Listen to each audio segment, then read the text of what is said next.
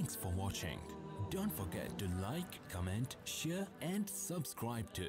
मसला हल हो गया कि कई लोग कहते हैं, सोचते हैं कि जुमे वाले दिन ईद नहीं हो सकती। ये गलत बात है। हजूर अलैहिस्सलाम के ज़माने में जुमे वाले दिन ईद हुई है,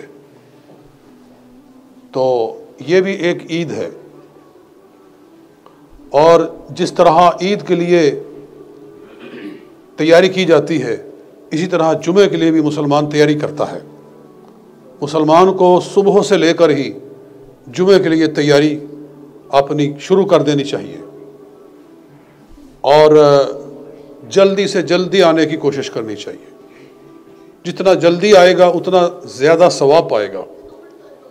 हदीस मुबारक में है कि जो लोग पहले आते हैं उनके लिए ऐसे सवाब है जैसे उन्होंने ऊँट अल्लाह के नाम पर कुर्बान किया।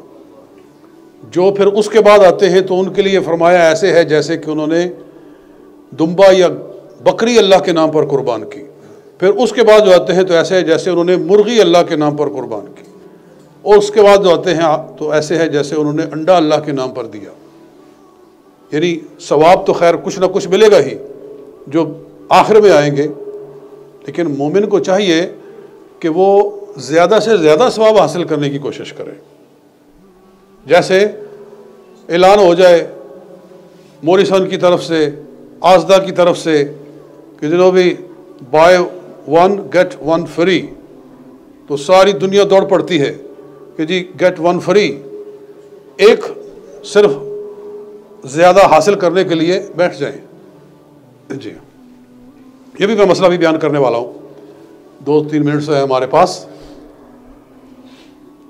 कि जल्दी आओ। सरकार सल्लल्लाहु अलैहि वसल्लम ने फरमाया जुमे वाले दिन मस्जिद के दरवाजे पे फरिश्ते रजिस्टर लेकर खड़े होते हैं, लिखते हैं कौन पहले आया है कौन बाद में आया है। और ये रजिस्टर एक वो हिसाब व किताब है, रोज़े क़यामत हमें दिखाया जाएगा कि तुम कितने शौक के साथ कितना पहले और कितना लेट आते थे। वो सारा हमें दिखाया जाएगा।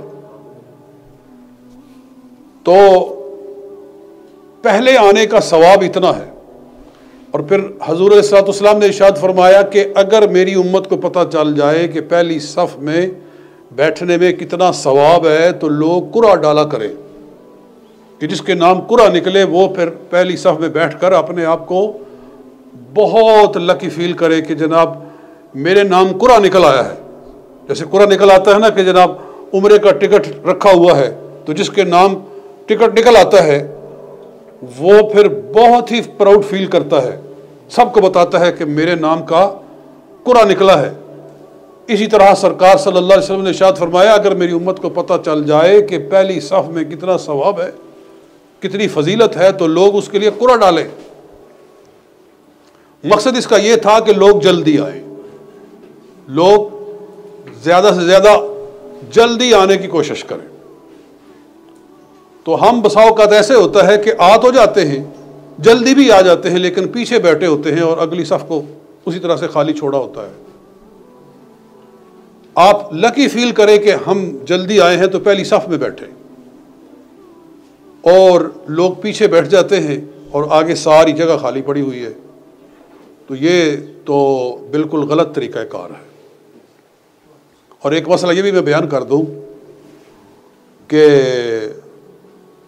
जब इमाम मिंबर पे बैठ जाए तो फिर कोई नमाज नहीं शुरू करनी चाहिए।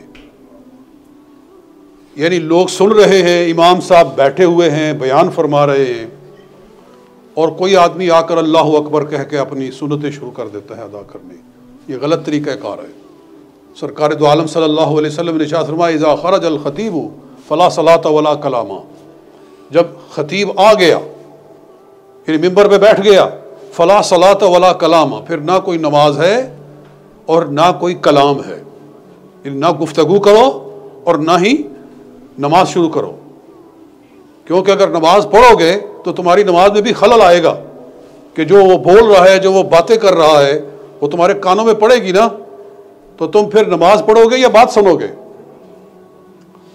तो इसलिए फरमाया कि जब नमाज के लिए खुतबा के लिए इमाम आ गया तो अब कोई नमाज नहीं, और जब नमाज के लिए, जब सुन्नतों के लिए टाइम दिया जाता है बाद में कि उठो जी सुन्नतें अदा करो, तो जब टाइम बाकायदा बाद में दिया जा रहा है तो फिर सुन्नतें शुरू करने का क्या मतलब है?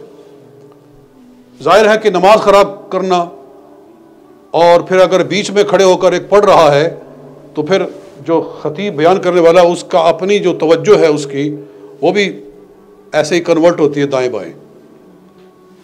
तो ये आदाब हैं जो रसूलुल्लाह सल्लल्लाहु अलैहि वसल्लम ने नमाज जुमा के बारे में इरशाद फरमाए हैं।